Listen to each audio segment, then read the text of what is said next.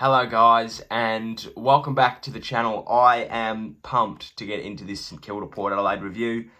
I'm so proud. I've got 15 notes to go through as well as some stats, and it's been a roller coaster to be a St Kilda supporter as of late. I've gone from absolutely hating the club and, on the verge of doing a lot of things after our loss to Fremantle a couple of weeks ago. And then we've absolutely turned it on against the ladder leaders on Saturday night after a 5-day break in Adelaide, just to continue on from last video. But yeah, we'll get into the notes. So my first three probably go into the same one, and the first three notes are wow, just wow, just those three words. And yeah, to do that in front of their home crowd, it was just amazing. It showed that we are a force in this competition. Unfortunately, we can drop out of third, which would suck if Geelong win, but we'll stick to fourth because the Eagles didn't win by enough. But it was just amazing. You know, it was a complete four-quarter performance, and if there was a game to do that, it was this one. You know, I'd more than happily win against Sydney but only play 3 of our best quarters and have an iffy one. We did it against Adelaide. We played 3 pretty good quarters, but we had a pretty bad quarter.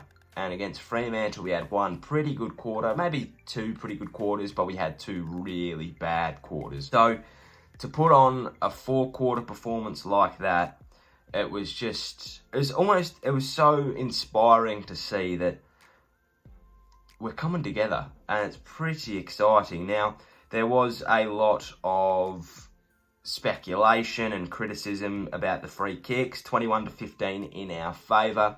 A lot was soft, not going to lie. That for both teams, a lot were really, really, really soft. I'm not going to bag on the umpires too much. There is a lot of criticism, though, because we had a lot of free kicks in front of goal. And look, were they there? Yes. Should they have been paid? Some? Yes. We kicked, 12 goals? I would say probably half of them come from free kicks. I think about 4 of them were there. 10 goals that are proper. And there were probably 2 that we were gifted. One was, they're just like little things, like people playing for free kicks, which I hate. And they come from us and them, but it's just like if somebody grabs onto the jumper just a little bit, just to slow you down a little bit, you stick the arms out, you draw in the free kick. They just shouldn't be there, and they should be out of the game, but they're not. And well, I'm not complaining, we got goals out of them, but you know, it is what it is. You just got to try and move past that. I also felt like they weren't paying holding the ball as much, which isn't a bad thing, but they were paying everything else on steroids. In the back was stupidly high. Holding a man was stupidly high. High contact was stupidly high for stuff that's not necessarily there. Paying like contact below the knees, where I haven't seen many of them paid this year. So it's just interesting. But on to number 4, perfect start. And yeah, it was. We scored the first goal through a Rowan Marshall free kick, which was good. It was good to see him get on the scoreboard early. I think that he is a bit of a confidence player. And yeah, that game got him started, didn't it? Paddy Ryder was already a confidence player. He's at the Adelaide Oval. It's his second home, essentially. It's his first home, but it's now his second home. So he was already full on confidence. Marshall just needed a bit after the last couple of weeks. I feel like he's been a bit down on confidence. So a goal is the perfect way to start that. But we played some possession footy. They couldn't get their hands on it. It was amazing. It was like we were almost playing a training drill. We were hitting targets, we were getting the ball, yeah, they couldn't touch it. It was great, you know, it was like, where's Port Adelaide? It was fantastic. They obviously scored their goal through Power Pepper, and it was amazing just to hear the roar of the crowd. As much as I didn't like the goal that was scored, I sent a text to a mate of mine in Adelaide, and I said, as much as I hated every bit of that, I loved the roar of the crowd. So it was good to play in front of a live crowd again, but yeah, we got off to a really good start. We got in the trenches. It was a very, very, very, very close game to 3-quarter time. 2 goals to 1 at quarter time, and I was content with that. A goal down to the ladder leaders. I think they scored a really, really late goal, so that's fine. Up at half time by 3 points. Nick Hind Roost on the siren. I think it was just before the siren, but near the siren was really, really good. And then we were, I think, 1 point up at 3/4 time, and I thought, oh boy, probably going to run out of legs here, aren't we? Especially after the absolute capitulation we nearly had in the third quarter, but we'll get into that as well. That was fantastic. And then in the last quarter, 5 goals to none. Yeah, we deserved that. We absolutely did. Right, we got in the trenches, and we did. We got in the trenches in that third quarter. We're having some pretty bad third quarters as of late, but we're staying in the hunt. That's my next note as well. They come at us like there was no tomorrow. Couldn't get our hands on the ball at all. Had the ball, we were fumbly with it. We turned it over probably 40 times in 2 minutes, and it was amazing that they didn't score once. Charlie Dixon scored the first goal of the quarter pretty quickly, and I think they were up by 3 points. Then they just come forward and hunted. We couldn't get it past the halfway line. Dougal Howard turned it over a fair bit, so Jake Carlisle, we all did. We were under pressure, but we got in the trenches and we started to dig, and we started digging and digging and digging and digging and digging. And about 7 minutes later, we were out and we'd only conceded 2 points. So it was just amazing. Like, I can't believe it. I thought that the dam wall was about to break, but we held back the river. I couldn't believe it. Happened against Adelaide. Maybe we just gotten some good practice, but I thought that it was about to burst. 5-day break. We were probably out of legs. Port Adelaide probably deserved to punish us there. We weren't playing great footy. We were giving them all the opportunities. We just couldn't. They just couldn't capitalise on them. So that was probably lucky. They probably deserved to be 3 goals up after that, but they weren't. And that's a credit to our defence. They stood up under immense pressure, got through the cyclone, got through the storm, and we held back the river really nicely. The midfield battle was electric. Jack Steele played really, really well. Hunter Clark, we'll get on to him. Brad Hill was playing really well as well. He had... How many did he have? He had a fair few. 16, and I'll take that because they were 16 pretty good possessions. Rowan Marshall played fantastically. Billings is just a quiet achiever. My dad always goes, oh, where's Jack Billings? And he'll run past, get 30 handballs and keep going, sort of thing. Like, he doesn't have to do much for his 22 disposals, but he plays his role. Gresham played really well with 23. He's really becoming a 7th midfielder for us, maybe even a 6th midfielder. Zach Jones just did not stop running, and he's probably become our 2nd best recruit for the year, in my opinion.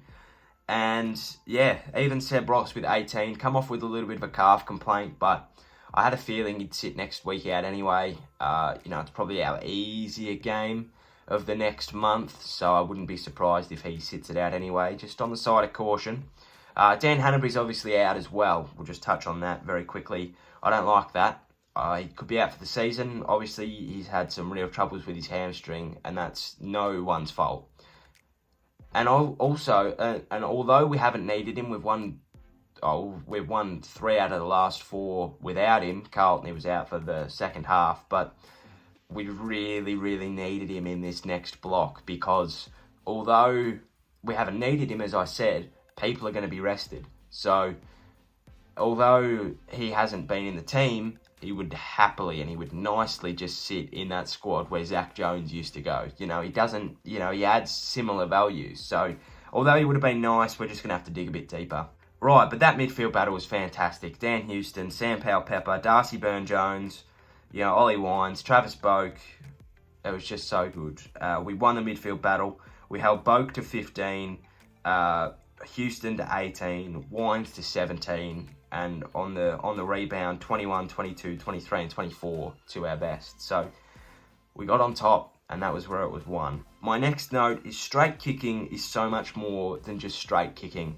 We kicked 12-1, and it's the first time since, I think, 1900 that that's been done. So we kicked 10 straight after 11 straight after quarter time. So, that's just so good. But what I mean by straight kicking is so much more than just straight kicking, is that in that third quarter, when we got absolutely peppered, we were on the ropes, we were copping overhand rights and lefts and big hooks. They were getting through the guard. We got forward. Tim Membry soccers one off the ground. All our midfield work, all our defensive work, all of our hard work was for something, you know, and that's what I mean. You know, it could happen in any game when there's a massive, I guess, fight for the ball. Your midfield has to work really hard to get it forward, and then your forward gets a shot 35 out in front of goal and misses.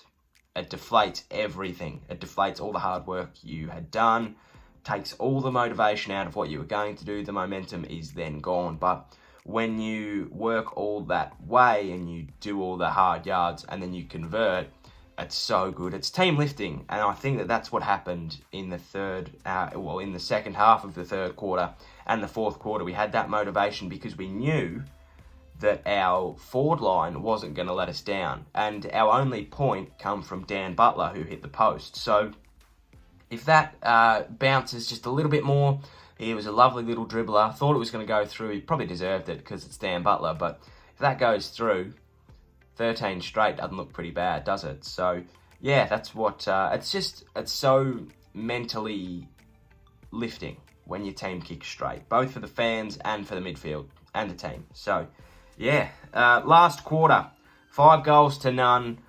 It was just good.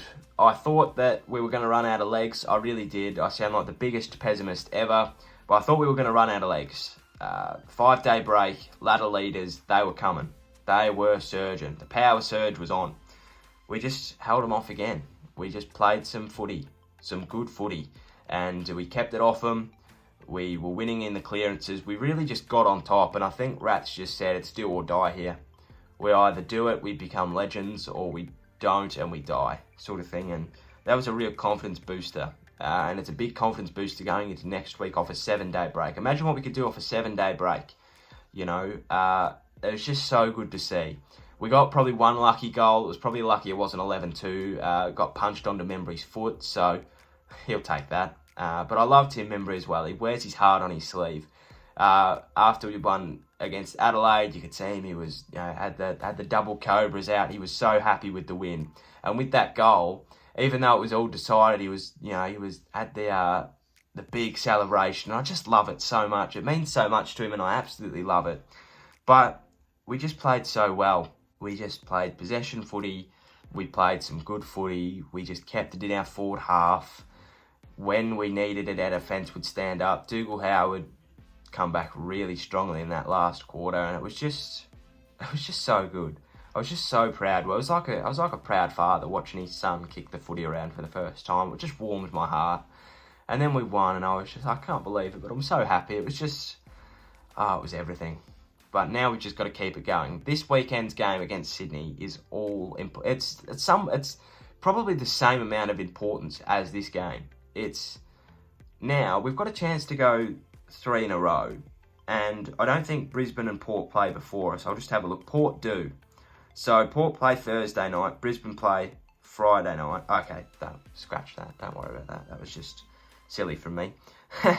But if both of them lose by a lot, if both of them lose by 100 points, we could go first on Saturday night. So no, that's not going to happen, surely. But the D's are playing some good footy, and the Lions have the Bombers. So 2 tough games.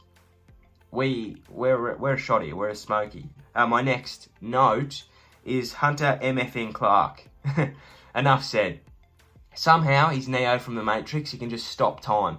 He's my dad's favourite player, so that makes me like him a little bit more.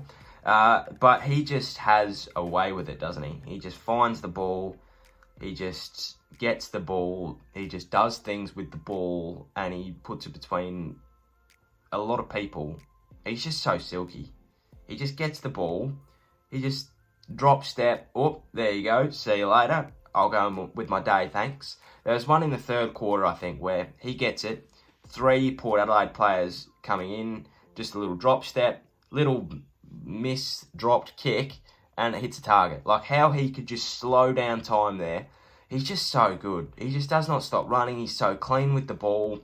He can impact anywhere. I'd love him to get up forward a little bit more, but I think he is that perfect wall. If you just have him at half back or just standing in the middle, Caulfield or Howard or whoever takes a mark on the half back flank after it's been bombed out, Give it to Hunter, let him do the rest. Just keep him out there. We don't need him to go forward. Although it'd be nice if he got a goal, because it's a great reward for his effort. But I think that if we can just keep doing right by him, he's fantastic. Him and Coffey, and I'm so glad that we took the gamble on him, and it's coming, you know, him and Billings as well. We got a lot of hoo-ha for that, for picking Jack Billings over Petrarca and Bontempelli. And look, I would love Christian Petrarca or Marcus Bontempelli in my team, but I am more than happy with Jack Billings because he is just doing his role in and out. There's going to be a match where he gets 35 and he kicks a goal, and Bontempelli gets 16 and misses 7, and Petrarca has a bit of a down day, and, you know, we're going to say Jack Billings was the top of that draft just for that week.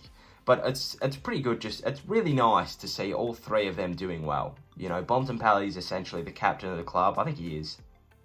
And Petrarca's just become a beast in these last few weeks, and Billings is just doing his thing. So that's really nice. My next note, I've only got 4 to go, 3 to go after this one. Everybody played a role. There was no passengers at all. Even Matty Parker and Jack Sinclair and Nick Hind, who come in, they didn't play fantastically, but they did their role. Nick Hind just was annoying, which is great. Just did his job, just worried people out of it. Just, you know, his pressure was really good. Kicked a goal, which was nice. You know, when he's there, he adds a little bit of a presence, although he's only played a handful of games. Like, you know, you always know that he's going to do something. He's got a bit of Stevie Milne about him, which is nice. Jack Sinclair tried his heart out. I think that we'll see the best of him next week. Obviously, it's really difficult to adjust to that when you've been playing 16 on 16 scratch matches. And now you're at the Adelaide Oval in front of a big crowd. You know, he may have been out of his depth a little bit, and I'll give him the benefit of the doubt. Still pulling out 15 or 16 like he did. He's come back refreshed. I think he's learnt a lot. And Matty Parker, although he didn't have a massive impact on the game, when it counted, he was there. You know, he missed the set shot really, really, really early, which was pretty annoying. But, you know, first kick in footy for a while, I'll give him the benefit of the doubt. But then, just his pressure efforts. There was one where Darcy Byrne-Jones gets it on the half-back flank, 4th quarter. Pretty pivotal moment. You know, they get that forward, who knows what happens. Matty Parker just runs in from nowhere and just barrels him over the line. You know, if he doesn't do that, who knows what happens. He does that, we keep it in our forward half, bang. You know, we could score, I think we might have. It's just pressure acts like that. I don't know if he keeps his spot. I'd like to think all three of them do. I'd also like to think Ryan Burns comes in for Seb Ross, probably. Just give him another go. You know, we need to.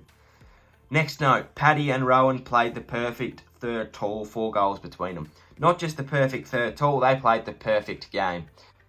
Oh, I'd been wanting this for a while. I feel like they get lost a little bit between themselves. I feel like Rowan gets lost a lot between Paddy, and I feel like they get lost up forward a bit because you got obviously Max King, sort of just leave it for him, and you got Tim Membry. Well, if Max isn't there, leave it for Tim. And then if none of them are there, leave it for Paddy. But they got it right on Saturday night, and it was awesome to see. Played the perfect game in the ruck. I'll just see how many hitouts they got between them. But it was just fantastic. So 29 to Ryder and 11 to Marshall, 14 to Laddams. So that was perfect. That was perfect. I loved that. 4 goals between them. Prospect 2 set shots, which is great. Ryder with a set shot and a little dribbler, which is even better. A roving ruckman. How do you like that one? Fantastic. But they played the perfect game, and it's a confidence building game because, as I said, they have been getting lost a little bit. Whether it's Rowan in the ruck, or if Rowan's not in the ruck, then Rowan up forward, or Paddy up forward if he's not in the ruck. They've just been getting a bit mismatched, but that was the perfect game. Hopefully they can carry it on. I don't know how long we stick with this 2 ruckman thing, but I'm liking it if it's continuing to work. My last note before we get into the votes is never been prouder. As I said in the introduction, I went from really sad, really, really annoyed, to I couldn't have been prouder of my football club. At 3/4 time, I was sitting there and I was thinking, I don't even care if we get beaten. We're a point up. you know, I'm so proud of these boys, no matter what happens. Of course I'd love a win. Of course I'd love a win, but if the football gods don't give us that win tonight, I'm so proud anyway. You know, usually we get belted by them. Our last game against them, we got beaten by 70 points in China. Oh, I just couldn't be prouder. And it just makes me so happy to see some success. And it's so good, and I know that this is just completely coronavirus, you know, because of it, but we're playing outside of Victoria. So even if we don't do anything this year, we've had major experience at Metricon and the Gabba and the Adelaide Oval, potentially the West Hub as well. We could be going over to Perth. It's fantastic, you know, even if we don't do anything this year, our experience from this year, both personally and professionally, is going to be fantastic. Hunter Clark said that after the Fremantle loss, it really brought the group together. We're now reaping the rewards of that. You know, playing away from Melbourne for the majority of the season is fantastic. And it's going to be really, really interesting going into the next few years. On to the votes now. 3, everyone. 3, there is 21 people to get 3, and the third vote, there's 2 votes go to Matty Parker. Sorry, Matt. No, if I've got to narrow it down, it's going to be really, really difficult. 3 votes. I don't know. I want to go Ryder and Marshall get my 3. Both get my 3. My 2 votes go to Steele and Gresham, and my 1 vote goes to Jones, although he could really get in for any of those votes. I don't know. There's too many votes. I can't give it to any 3. Let me know who you would give the votes to in the comment section down below. Preview coming on Saturday morning, maybe even Friday, because the teams will be out. So, yeah, it'll come sometime. So, yeah, look out for that. Get ready for the next absolute pandemonium period in the AFL, because it's going to be nuts, but make the most of it, because we're never going to get anything like this again. Yeah, thank you for watching. I hope you enjoyed. If you did, give us a like and a subscribe down below. That's really appreciated. Enjoy the rest of your day. Look out for more videos on the channel in the next coming days, because they'll be a lot of fun as well. But yeah, thanks for watching. Cheerio, sayonara, and goodbye.